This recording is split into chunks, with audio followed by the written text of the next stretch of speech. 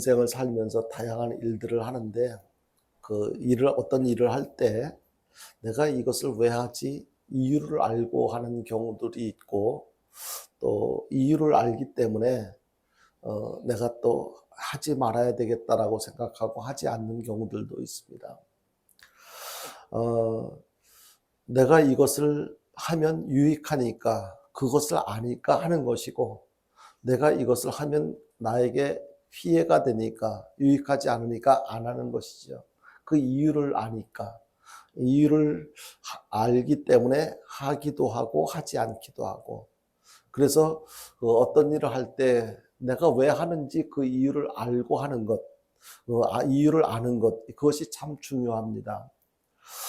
그렇다면 우리가 여러분들은 왜 예수를 믿으시나요? 오늘 제목이 그런데요. 우리가 왜 예수를 믿어야 하지? 그 이유를 바로 안다면, 그리고 예수를 믿었을 때 믿음의 결과가 어떠한지를 제대로 안다면 우리의 신앙생활은 훨씬 달라질 것입니다. 그 이유를 잘 모르니까 그냥 교회를 어려서부터 다녔고 습관처럼 그냥 다녔고 누가 또 이렇게 가자고 하니까 안 갈 수 없으니까 온다면, 왜 예수를 믿는지 그 이유를 제대로 알지 못하고 그 결과를 제대로 알지 못하니까 그 드리는 예배에 진실성도 없고 성의도 없고, 또 예배를 받으시는 그 하나님에 대해서도 깊은 생각도 하지 않고 그냥 예배를 드린다면 무슨 의미가 있겠습니까? 그래서 우리가 예수를 왜 믿어야 되는지 그것을 알고 예수를 믿고 또 하나님 앞에 예배를 드리는 것, 그것이 참으로 중요하다고 생각을 하는데요. 지난 15일 주일 오후에 왜 구원을 받아야 되느냐라고 이렇게 그 질문을 던지면서 말씀을 전했는데, 혹시 기억하시는지 모르겠습니다. 왜 구원을 받아야 되는가? 그렇게 예수 믿는 이유가 구원받기 위해서 그렇게 강조를 하는데도 불구하고 결정적인 순간에 누가 왜 구원을 받아야 되지? 이렇게 질문을 한다면 그 구원을 왜 받아야 되지? 또 예수 믿으라고 권했을 때 그 왜 예수를 믿어야 되는데라고 반문이 들어온다면 거기에 대해서 뭐라고 설명할 수 있는 준비가 되어져 있는지, 그 이유를 분명히 알고 있는지, 이것은 굉장히 예수 믿고 살아가는 우리들에게 굉장히 중요한 내용이라고 생각을 합니다. 왜 구원을 받아야 하는지에 대해서 말씀을 드리면서 그 이유에 대해서, 인간이 범죄함으로써 하나님께 사망에 이르는 저주를 받게 되는데, 그게 뭐예요? 사망이잖아요. 하나님께 그 사망에 이르는 저주를 받게 되었는데, 이 사망, 누구에게나 임하게 되는 이 죽음은 단순히 목숨만 끊어지는 것이 아니고, 그 다음이 중요하잖아요. 목숨만 끊어지는 것으로 끝난다면 크게 걱정할 것이 없을 거예요. 그런데 목숨만 끊어지는 것이 아니라 지옥에서의 영원한 고통까지 포함되는 것이기 때문에, 그것이 바로 우리가 구원받아야 할 이유라고 하는 것을 말씀을 드렸습니다. 결론적으로 인간은 죄와 사망으로부터 영원한 지옥에서 형벌로부터 구원받아야 할 존재라는 사실을 말씀을 드리면서, 죄와 사망으로부터 영원한 지옥의 형벌로부터 구원받을 수 있는 유일한 길은 바로 오직 예수님뿐이라는 사실을 이렇게 말씀을 드렸습니다. 왜 구원을 받아야 되는지 그 이유를 말씀을 드린 것입니다. 이 사실은 결코 잊어서는 안 됩니다. 그리고 항상 내 마음속에, 머릿속으로 기억하고만 있는 것이 아니고 내 마음속에 인정하고 느끼면서 그 사실을 인정하면서 살아가는 삶이 참으로 중요합니다.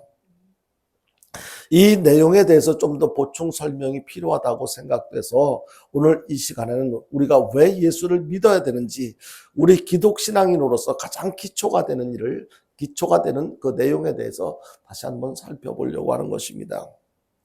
예수를 믿어야 하는 것과 구원을 받아야 하는 것은 일맥상통합니다. 왜냐하면 예수를 믿어야 구원을 받고, 구원을 받기 위해서는 예수를 믿어야 하기 때문인 것입니다. 무슨 뜻인지 이해가 되시는지 모르겠습니다. 뭐 복잡하고 어려운 내용이 아니기 때문에 충분히 이해가 되어지실 것입니다. 다시 말해서 예수를 믿어야 하는 것과 구원을 받아야 하는 것은 일맥상통하는데, 예수를 믿어야만 구원을 받고 우리는 반드시 구원을 받아야 되잖아요. 죄에 대해서, 죽음에 대해서 우리는 구원을 받아야 되잖아요. 그런데 그 구원을 받기 위해서는 예수님을 믿지 않고는 구원을 받을 수가 없기 때문에 우리가 예수를 믿어야 된다.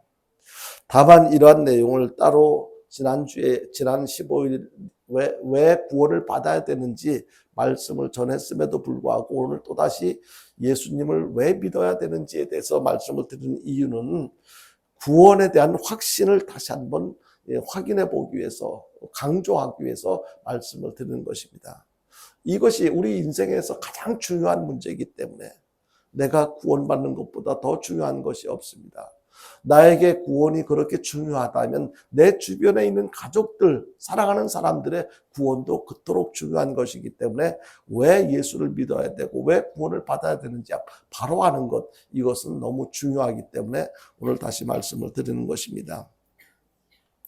예수님께서 이 땅에 오셔서 33년 6개월 정도 사시는 동안에 공생의 기간은 약 3년 6개월이었습니다. 근데 그 가운데 예수님께서 하신 사역을 크게 세 가지로 나누어서 말씀을 드리자면, 첫 번째는요, 복음을 전파하는 것이었습니다. 두 번째는 이렇게 그 복음을 가르치는 거였어요. 제자들에게 또 수많은 사람들에게 가르쳤어요. 그리고 세 번째 사역은 병 고치는 거였어요. 물론 여러 가지 성격적으로 또 세분화해서 생각을 살펴보면 더 여러 가지 내용으로 말씀을 드릴 수도 있겠지만, 크게 나누어서 이렇게 생각해 보자면 이렇게 세 가지로 나누어서 말씀을 드릴 수가 있는데요. 결국 이 모든 사역의 그 최종 목표가 무엇이었느냐는 거예요. 복음을 전파하는 것이든 가르치시는 일이든 아니면 치유하시는 일이든 이것의 최종적인 그 목적이 무엇이냐. 이렇게 여러 가지 보통 인간으로서는 할 수 없는 많은 기적들도 보여주셨고 일을 행하셨는데, 그 하신 최종적인 목적이 무엇이냐. 그것은 바로 다른 것이 아니고요. 모든 인간들로 하여금 믿고 구원받게 하려는데 그 목적이 있었던 거예요. 단순히 어떤 인간의 기본 지금 발생되어진 문제, 어떤 의식 문제라든지 생활 문제라든지 질병 문제라든지 이런 문제를 해결해 주는데 최종 목적이 있는 것이 아니고, 그렇게 하셨던 것들은 결국에는 그러한 사실을 통해서 믿음을 갖게 하고 구원을 주게 하기 위해서, 구원을 받게 하기 위해서 그렇게 하셨다는 것이죠. 다시 말하면은요, 예수를 하나님의 아들로 믿어서 영생을 얻게 하려는데 그 예수님의 사역에 근본적인 목적이 있었던 것입니다. 누구나 다 믿음으로 구원을 얻게 하려는데 예수님의 사역에 목적이 있었다는 것입니다. 그렇다면 성도 여러분, 여러분들은 예수님을 믿어 구원을 이미 받은 줄로 믿습니다. 이러한 사실을 이미 알고 있기 때문에, 그리고 또 그래서 예수를 믿고 있기 때문에 여러분들은 다 구원 받은 줄로 믿습니다. 이렇게 제 생각에는 그래요. 목사인 제 생각에, 제가 생각할 때는 우리 성도님들은 이러한 믿음을 가지고 믿음이 있기 때문에 구원받은 줄로 믿는데, 중요한 것은요, 바로 바른 믿음, 내가 바른 믿음을 갖고 있느냐, 진짜 구원을 받을 수 있는 바른 믿음이 나에게 있느냐는 것입니다. 이것이 중요한 것입니다. 믿음도 다 같은 믿음이 아니지요. 믿음도 바른 믿음이 있고 가짜 믿음, 형식만 갖춘 그런 믿음이 있을 것입니다. 어떤 목사님한테 평소 때 전혀 알지도 못했던 어떤 한 젊은 사람이 찾아왔습니다. 목사님이 묻습니다. 어떻게 오셨습니까? 그랬더니 이 사람이 이렇게 이야기를 합니다. 목사님, 제가 며칠 전까지 어느 기도원에서 열심히 한 달 동안 기도를 했는데요. 하나님께서 저에게 이렇게 말씀하셨어요. 어떻게 말씀하셨는데요. 제가 지금 개척교회를 하려고 하는데 한 1억 원이 필요한데, 하나님께서 목사님을 찾아가서 말씀을 드리면 목사님이 1억 원을 해주실 거라고 그렇게 말씀을 하셨어요. 그 목사님이 갑자기 찾아온 젊은이가 하는 이야기를 듣고 그렇게 대답을 합니다. 당신에게 하나님께서 그렇게 계시를 하셨다면 저에게도 똑같은 계시를 해 주셨어야 되는데 저는 그런 계시 들은 적이 없는데요. 그렇게 이야기를 하니까 이 젊은이가, 목사님을 찾아왔던 이 젊은이가 하는 얘기가, 이 목사님 정말로 믿음이 정말 형편없네요 하면서 그냥 나가더라는 거예요. 무슨 얘기를 하고 싶으냐면, 진짜 믿음이 도대체 누구의 믿음이 진짜 형편이 없는 믿음인가 하는 거예요. 우리가 믿는다고 하면서, 나에게 믿음이 있다고 그렇게 말을 하면서도 진짜 내 믿음은 정말로 바른 믿음인가? 그야말로 형편이 있는 믿음인가? 형편 없는 믿음인가? 잘못된 지식은요, 무식만 못하다는 이야기가 있어요. 차라리 잘못된 지식, 제대로 알지 못하는 지식은 차라리 알지 못하는 것만 못하다. 잘못된 믿음을 불신앙보다도 나을 것이 없다라는 것을 말하고 있습니다. 그래서 우리의 믿음은 올바른 믿음이어야 된다는 것입니다.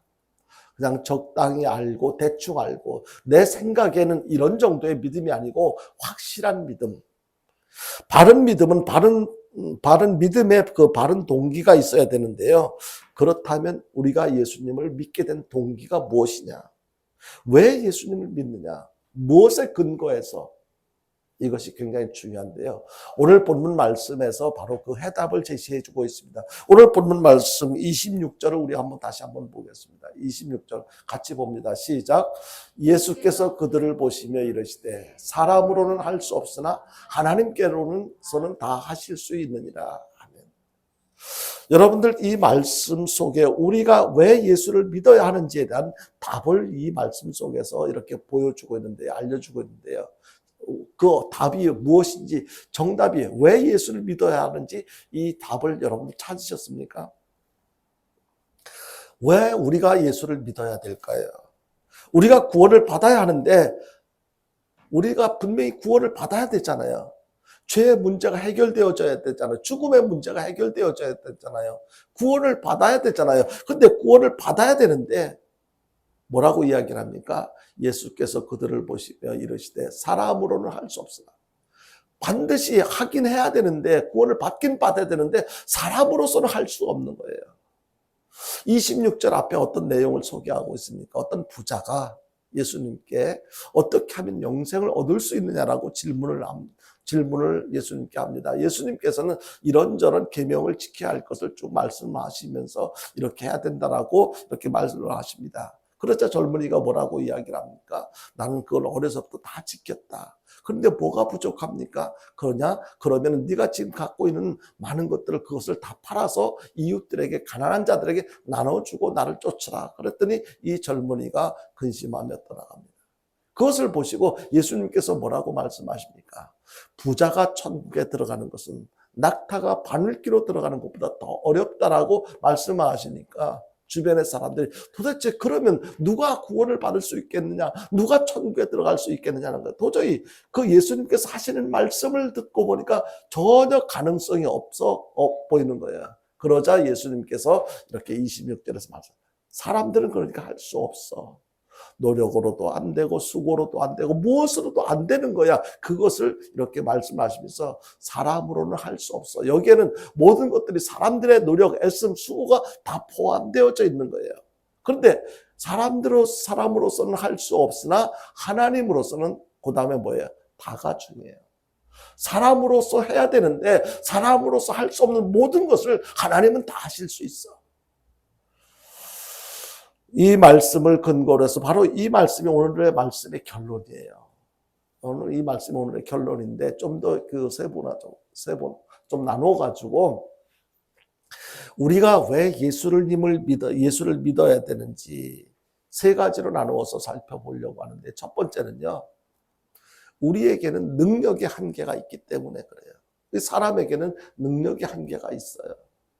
사람들이 능력이 여러 가지 그 능력이 대단하다라고 하는데, 우리 스스로 많은 사람들이 무엇이든지 다 할 수 있다고 착각을 하면서 살아가요. 인간의 능력에는 한계가 없다라고 생각할 정도로 실제로 인간의 힘이 대단하다는 것을 우리들이 여러 가지 내용을 통해서 확인하며 살아가고 있는데, 그래, 인간의 능력이 정말로 대단하구나.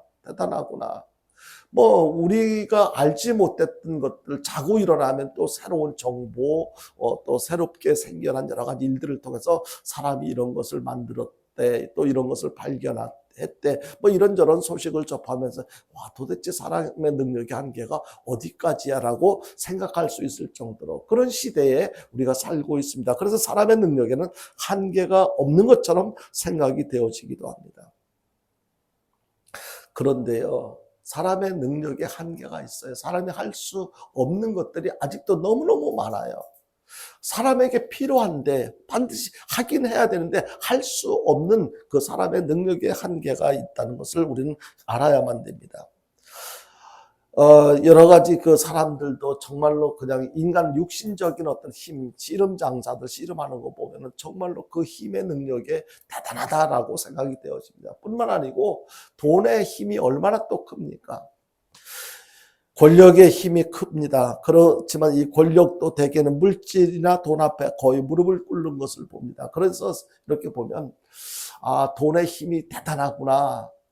그리고 그 돈을 이렇게 좌지우지하는 어떤 인간의 힘이 정말 대단하구나라는 것을 인정하지 않을 수가 없습니다. 그러나 그것들은 무한하지 않다는 거예요. 그것들도 한계가 있다는 거예요. 그것으로 할 수 있는 것에 한계가 있다는 것을 우리는 알고 있습니다. 인간의 능력은 한계가 있음을 알아야 되는데요. 사람으로는 할 수가 없다는 거예요. 인간의 능력으로서는 할 수 없다는 이 한계를 인정할 때 비로소 어떤 자세가 되어집니까? 아, 내가 돈으로도 안 되고, 권력으로도 안 되고, 능력으로도 안 되고, 내가 할 수 있는 것이 여기까지구나라는 것을 깨달았을 때, 그때 전능하신 하나님 앞에 나올 수가 있게 된다는 거예요. 인간이 이것을 깨닫지 못하니까, 전능하신 하나님의 전능하심을 인정하지 않으니까 하나님을 찾지 않는 거예요. 근데 그것들은 그 돈만 있으면 다 된다는 이 생각을 하는 어리석음을 어렵지 않게 보게 되는데요. 어떤 경우에 그렇습니까? 그것은 바로 부자들의 자식이에요. 돈 많은 부자들의 자식이 살아가는 그 모습을 보면은요, 정말로 이렇게 돈만 있으면 다 된다고 생각해서 아무렇게나 살아가는 그런 모습을 보게 되는데요. 하루에 몇 천만 원씩 쓰면서도요, 양심의 가책을 느끼지 않아요. 돈 가지고 막 하고 싶은 대로 해서는 안 될 짓을 하고 가서는 안 될 곳을 갑니다. 이런 것이 옛날에, 요즘에는 좀 이런 얘기를 잘 하진 않긴 하는데요. 예전에 이런 사람들을, 이런 돈 많은 부자들의 자식을 뭐라고 했습니까? 오렌지족이라고 표현을 했습니다. 그리고 부모가 돈을 주지 않으면은요, 이렇게 칼로 부모를 찔러 죽인다고 협박을 하고 실제로 그렇게들 합니다. 인간의 능력만 가지고는 가정을 바로 세울 수 없다는 것을 알게 돼요. 그 많은 돈 가지고 자식 올바로 살아갈 수 있도록 할 수가 없어요. 하지를 못해요.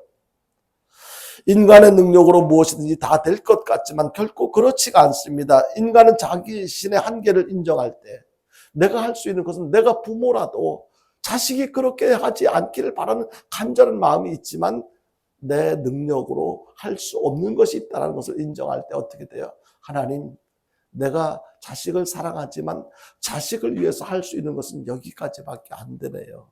하나님 앞에 그래서 자식을 위해서 기도하는 거예요. 베드로가 주님을 만나 헌신을 결단할 때는 고기를 한 마리도 잡지 못했을 때 그렇게 그 결단을 했습니다. 만약에 아마도 그가 그날 고기를 많이 잡았다면 예수님을 만나지도 못했을 것이고 예수님의 말을 듣지도 않았을 것입니다. 갓난아이가 이 세상에 태어난 지 얼마 되지 않는데, 배우지도 않았는데 그 아기가 엄마 품에서 떨어지지 않으려고 꼭 엄마 품에 붙어 있는 이유가 뭡니까? 내가 엄마 품에서 떨어지면 내가 뭔가 잘못될 것 같아. 내가 배가 고픈 것을 해결하지 못할 것 같아. 이것을 이론적으로 설명은 하지 못하도 자기가 알고 있는 거예요. 나의 능력이 스스로 내가 먹고 배고픔을 해결할 수 없으니까 나는 엄마한테 붙어 있어야 돼. 우리들은 어린아이와 같이 겸손하고 진실하고 순수한 믿음을 회복해야만 됩니다. 하나님의 은혜가 아니면 하나님의 도우심이 없이는 내가 이 땅에서 바로 살아갈 수가 없어. 죄의 문제, 죽음의 문제 해결할 수 없어. 그래서 나는 절대적으로 예수님이 필요해. 이런 겸손한 믿음이 우리에게 있어질 때 우리는 주님을 찾게 되고 하나님 앞에 무릎을 꿇게 될 것입니다. 우리가 예수님을 믿어야 하는 이유는 인간의 능력의 한계가 있기 때문에 그렇습니다. 만약에 인간의 능력이 인간을 죄 문제를 해결할 수 있는 능력, 죽음의 문제를 해결할 수 있는 능력이 인간에게 있다면 예수님을 믿어야 할 필요가 없겠지요. 인간의 능력의 한계를 인정한다고 해서 다 예수를 믿는 것이 아니에요. 여기에 문제가 있어요. 그래, 인간의 능력의 한계 나 인정. 인간의 능력의 한계가 있다는 것을 나는 인정해. 그렇다고 해서 다 예수님을 믿는 게 아니지요.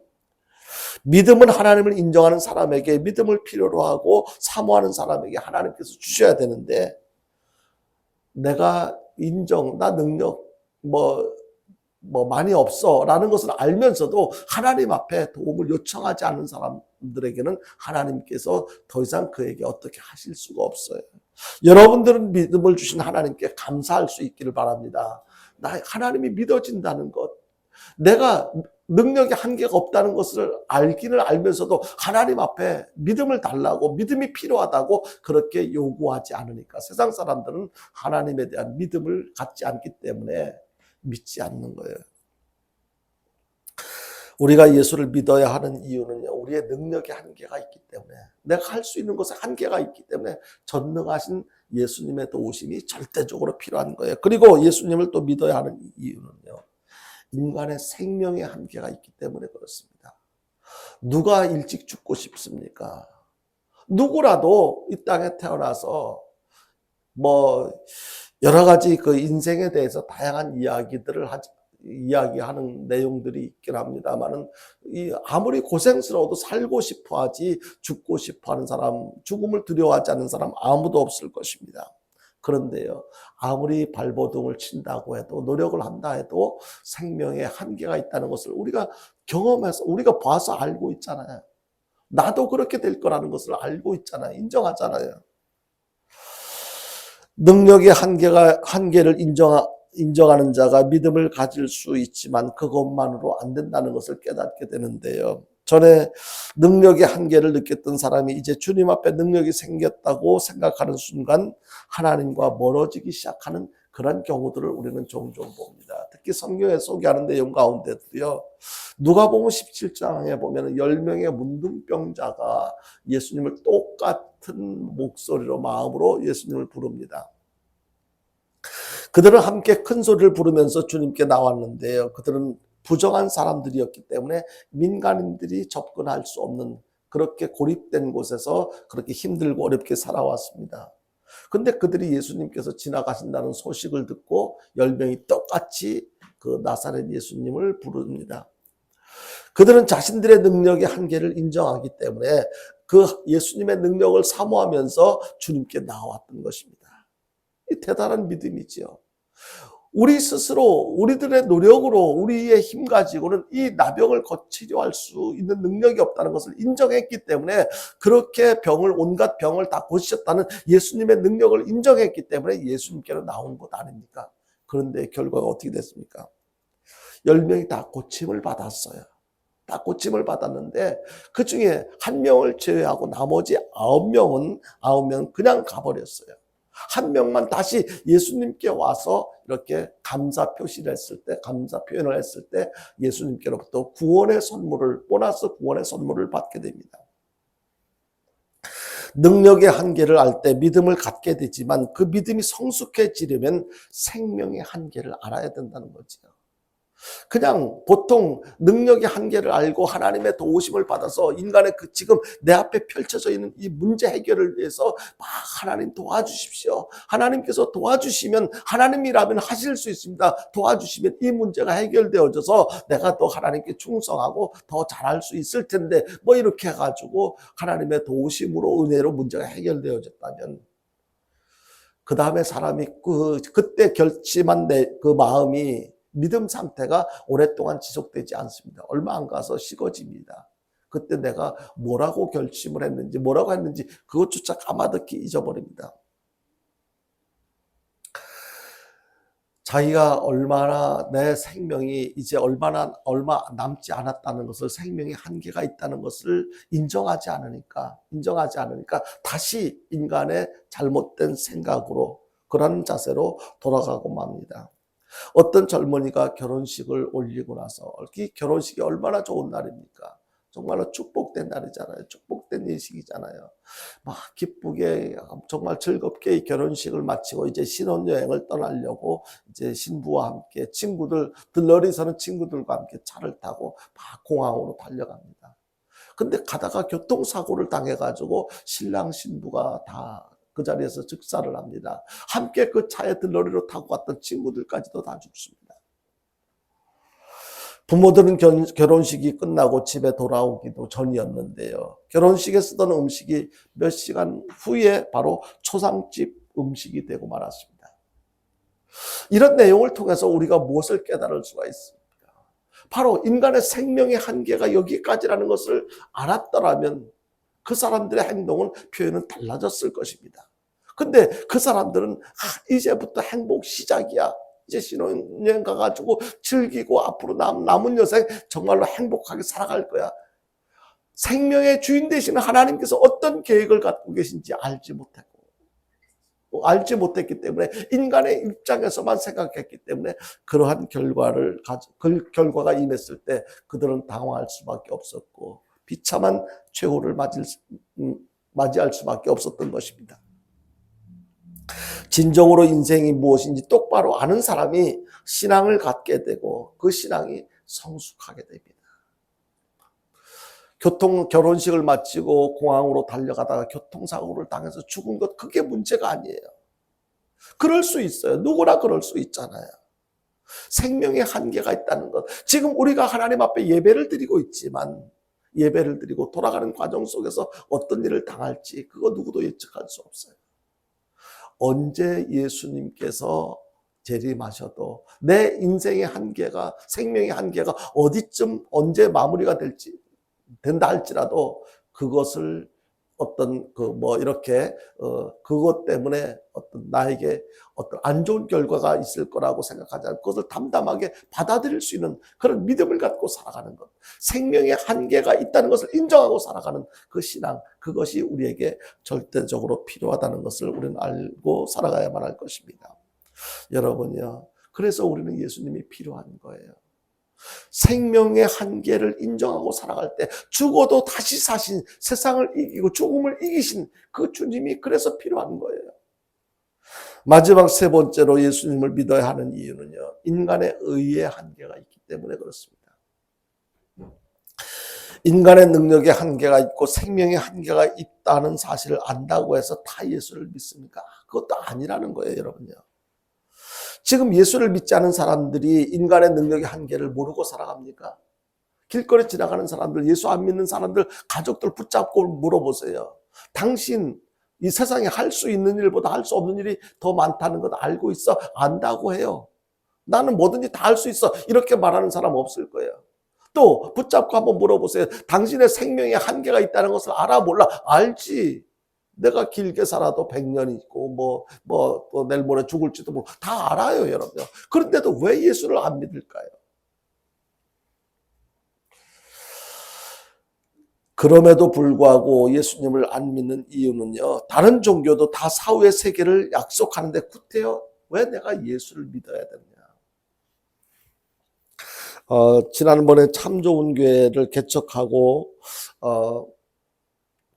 얼마 안 됐을 때 지금도 그 봉호 아파트에 부인을 살고 계시는데 정숙란 집사님이라고, 그분의 남편이 20몇 년 동안을 50대 초반에 이렇게 뇌졸중으로 하여튼 쓰러져 가지고 20몇 년 동안 누워 계시는 분이 계셨어요. 그분한테 이제 가게 되는데 그분을 만나 가지고 제가 그랬어요. 우리 어르신 이제 70이 넘으셨는데 20몇 년을 병석에 누웠으니까 그 정순란 어머니가 얼마나 고생을 많이 하셨겠어요. 반은 이제 마비가 돼가지고 신체 반 쓰질 못해요. 반은 쓰지 못하는데 반은 그래도 살아있어가지고 리모컨 가지고 겨우 하시는 일은 누워가지고 텔레비 채널을 이렇게 여기저기 돌리는 일, 그 정도밖에 하지 못했어요. 그 생각을 해, 말도 하고. 제가 그랬어요. 우리 어르신 이제 건강이 회복되면 우리 예수 믿고 우리 교회 출석 잘 하시고 예수 잘 믿고 신앙생활 잘 하십시다. 이제 그래야 하니까 그분이 하시는 말씀이, 내가 왜 예수를 믿어? 나는 교회를 안 다녀. 절도 있고 성당도 있는데 내가 구태여 예수를 믿고 교회를 갈 필요가 어디 있어? 이렇게 이야기를 하시더라고요. 비단 이것이 그분만의 생각이 아니란 말이에요. 보통 많은 사람들이 그렇게 생각을 해요. 제가 그래서 그분에게 왜 예수를 믿어야 하는지 제 입장에서 제가 알고 있는 지식 범위 안에서, 제 신앙 범위 안에서 이야기를 말씀을 드렸어요. 이래저래 해서 예수를 믿어야 됩니다. 그리고 제가 뭐라고 했느냐면, 이제 어르신 텔레비를 보시더라도 이것저것 보시려고 그렇게 하지 마시고 기독교 방송을 수시로 들으세요 하면서 기독교 방송을 이렇게 틀어드리고, 또 음악도 다른 노래 듣는 것보다도 이렇게 찬양을 주로 들으셨으면 좋겠어요. 그리고 또 한 일주일 지나가지고 제가 이제 다시 또 그 집을 방문했는데, 가보니까 진짜 기독교 방송을 보고 계신 거예요. 그리고 음악도 찬양 같은 걸 듣고, 찬양을 듣고 계셨고, 그래서 지난번에 왔을 때 모습하고 완전히 달라진 거예요. 그러니까 내가 왜 건강해지면 교회를 가자고, 예수 믿어야 된다고 처음에 말씀을 드렸을 때는 나는 싫다. 나는 성당도 있고 절도 있는데 내가 왜 교회를 가느냐라고 거부 반응을 보였던 그분이, 제가 왜 예수를 믿어야 하는지 그 이야기를 듣고 마음속에 변화가 일어난 거예요. 그리고 그때부터 제가 그래서 변화되어진 모습을 보면서 제가 칭찬을 해드렸어요.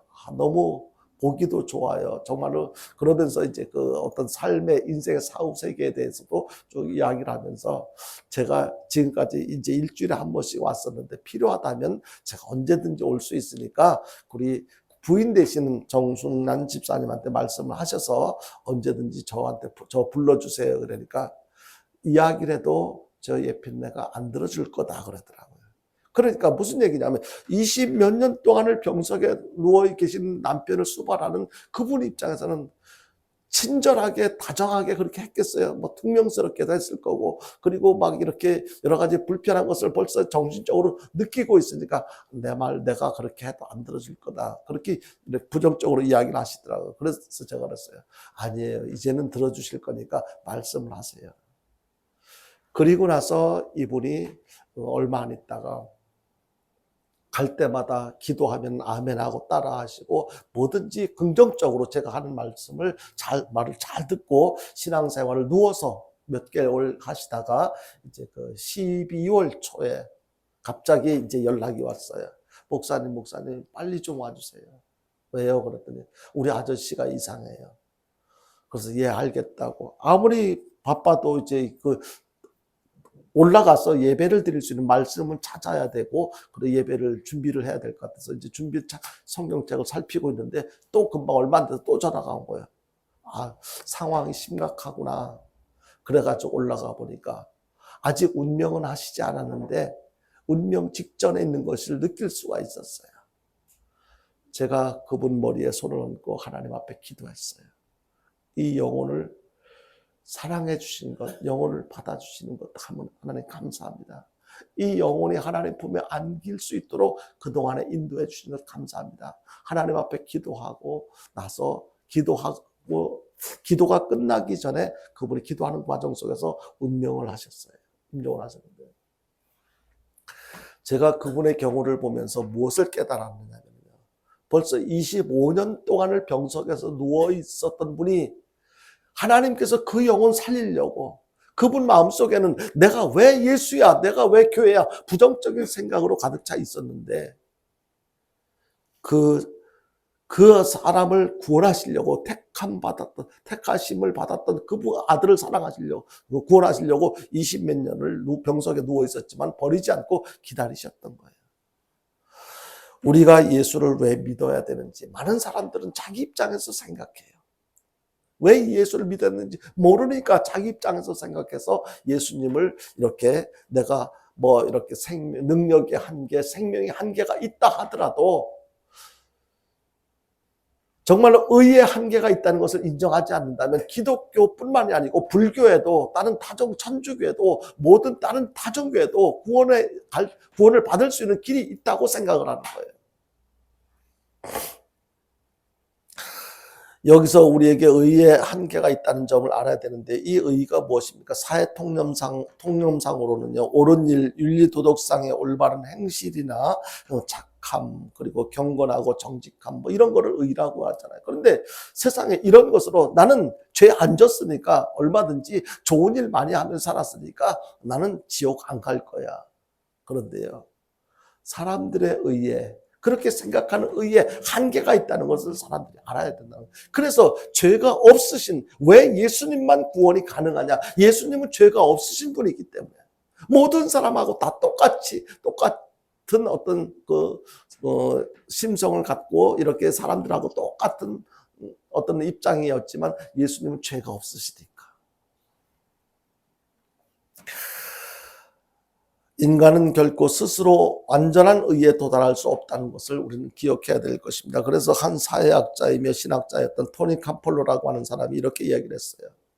모든 사람이 죽을 때 자기가 못다 이룬 업적을 후회하면서 죽는 사람은 없다. 내가 그것을 왜 못했지, 더 열심히 해서 수고해서 그것을 했어야 되는데 그렇게 후회하는 사람은 없다는 거예요. 죽을 때 무엇을 후회하느냐? 대부분의 사람, 내가 더 착하게 바르게 살지 못한 것을 후회하며 죽는, 이렇게 죽을 줄 알았었으면 내가 좀 더 착하게 살 걸, 바르게 살 걸, 왜 내가 내 욕심을 충족시키기 위해서 다른 사람들에게 해를 끼치면서 옳지 않은 그런 삶을 살았을까? 그런 것을 후회한다는 거예요. 세상에서 어떻게 살았든지 대부분의 사람들은 죽음 앞에 서게 되면 그때 돈을 얼마나 더 벌 수 있었는데 내가 못 버는 거 후회하면서 그렇게 죽어가는 사람이 없다는 거예요. 내가 사랑해야 될 사람도 사랑하지 못한 것, 내가 착한 일을 할 수 있었음에도 불구하고 착하게 살지 못한 것, 이런 것들을 후회하며 살아간다는 거예요. 잘못한 것을 후회하며 살아간다는 거예요. 사랑하며 살지 못한 것, 베풀며 살지 못한 것, 그리고 잘해야 했는데 잘하지 못한 것을 아파하고 후회하며 살아간다. 특히 죽어가는 사람이 신앙인이라면 무엇을 먼저 생각하겠어요? 목사님, 그토록 수시로 하나님 말씀대로 이렇게 살아야 된다라고 강조하시는데도 불구하고 그 말씀을 기억하고 실천하지 못하고 말씀대로 순종하며 살지 못한 것을 깨닫고, 목사님 정말 죄송해요. 목사님의 사역에 큰 힘이 되지 못해서 정말 죄송해요. 그런 것을 후회하면서 더 충성하지 못한 것, 내가 장로로서 권사로서 집사로서 더 충성하며 더 헌신하지 못하고 살아간 것, 이런 것들을 마음 아파하고 후회하면서 이렇게 죽음에 임하게 된다는 것입니다. 신앙생활을 더 잘하지 못한 것, 이런 것들을 후회하며 이렇게 죽음을 맞이하게 되는 것. 이런 모습들이 보통 신앙인들의 모습인데요. 이제 말씀을 맺습니다. 사람들은 누구나 죽음을 두려워해요. 왜 죽음을 두려워합니까? 서두에도 말씀드렸던 것처럼 죽음을 두려워하는 이유는 죽음으로 끝나는 것이 아니기 때문에, 하나님의 심판이 있다는 것을 알아요. 자신이 스스로 완전한 의에 이를 수 없다는 것도 알아요. 그래서 죽음이 임박해질수록 더욱 괴로운 거예요. 죽음 이후에 나를 기다리고 있는 것이 천국이 아니라 지옥일 수도 있다는 것을, 그냥 지옥이 아니라 천국이었으면 좋겠다라고 하는 어떤 바람은 있지만 내가 믿음 없이 살아온 것을 생각해 보니까 어쩌면 내 죽음 이후에 나를 기다리고 있는 것은 천국이 아니라 지옥일 수도 있다는 것을 막연하게 느끼기 때문에 괴로운 거예요. 예수님께서 십자가에 달리실 때 가시면류관을 쓰셨어요. 왜 가시면류관을 쓰셨는지 여러분들 아십니까? 이것은요, 내가 내 생각으로 지은 죄, 그 죄 때문에 예수님께서 가시면류관을 쓰신 거예요. 예수님께서 양손과 양발에 못이 박히셨어요. 그것은 뭐 때문인지 아세요? 내가 손으로 지은 죄, 가서는 안 될 곳을 가고 해서는 안 될 짓을 했던 그런 나의 손과 발이 지은 죄 때문에 예수님께서 양손에 손과 발에 못이 박히신 것입니다. 예수님께서 옆구리에 창에 찔리셨습니다. 그것은 왜 왜 그러셨습니까? 이것은요, 나의 온몸으로 지은 죄로 인해서 예수님께서 옆구리에 창에 찔리신 것입니다. 예수님께서 심장이 터지셨습니다. 그것은 내 마음으로 지은 죄 때문에 그렇습니다. 주님은 나의 죄를 대속해 주시기 위해서 십자가에 달려 죽으셨습니다. 이렇게 나를 위해 죽으신 분은 공자도 석가도 아니고 오직 예수님뿐이라는 사실을 여러분들이 믿으시길 바랍니다. 그런 나를 구원해 주시기 위해서 예수님께서 머리에 가시 면류관을 쓰시고 손과 발에 녹슨 못에 박히시고 옆구리에 창에 찔리시고 심장이 터져가면서 그렇게 고통을 당하시고 죽으셨습니다. 나를 위해서 나의 죄의 문제, 죽음의 문제를 해결해 주시기 위해서 그렇게 예수님께서 고난을 당하셨던 것입니다. 우리가 진짜 살기 위해서는 나를 위해 고통당하시고 죽으신 예수님께로 나와야 하는 것입니다. 어떤 사람이 예수님께 나올 수가 있겠습니까? 나의 의로는 하나님 앞에 나갈 수 없다는 것을 아는 사람, 그것을 깨달은 사람이 비로소 예수님께로 나아갈 수 있는 것입니다. 사람은 능력이 한계, 생명에도 한계, 인간의 의에도 한계가 있다는 것을 우리는 알아야만 합니다. 그래서 우리는 예수님 앞에 나옵니다. 이러한 동기만이 온전히 예수님을 인격적으로 만날 수가 있게 되는 것입니다. 여러분들에게 묻습니다. 여러분들은 왜 예수님을 믿습니까? 내가 할 수 없는 것을 예수님은 하실 수 있기 때문에 그렇습니다. 오늘 26절에서 말씀하시는 것처럼 사람으로서는 할 수 없으나 하나님께서는 모든 것을 다 하실 수 있느니라. 내가 할 수 있다면 예수님을 왜 믿겠습니까? 내가 죄 문제 해결받아야 되는데 구원받아야 되는데 내가 할 수 없으니까 예수님을 믿는 거예요. 예수님은 다 하실 수 있으니까. 내가 꼭 해야 하지만 할 수 없는 것은 너무너무 많습니다. 그렇지 않습니까, 여러분요? 그것을 주님은 하실 수 있다는 것을 믿으시길 바랍니다. 사도행전 20장 24절을 함께 보고 마치겠는데 함께 보겠습니다. 같이 봅니다. 시작. 내가 달려갈 길과 주 예수께 받은 사명 곧 하나님의 은혜의 복음을 증거하는 일을 마치려 하면은 나의 생명조차 조금도 귀한 것으로 여기지 아니하노라. 누가 한 얘기입니까? 바로 바울의 온갖 수모 고난을 다 겪으면서 사역을 마무리할 때 그때 바울이 고백한 거예요. 이 내용을 보면서 바울이 정말 믿음이 좋은 사람이구나라는 것을 알 수가 있습니다. 바울은 진짜 참된 믿음, 좋은 믿음을 갖고 살았구나. 정말 대단한 믿음을 갖고 살았습니다. 이러한 바울의 믿음을 우리는 닮아야만 할 것입니다.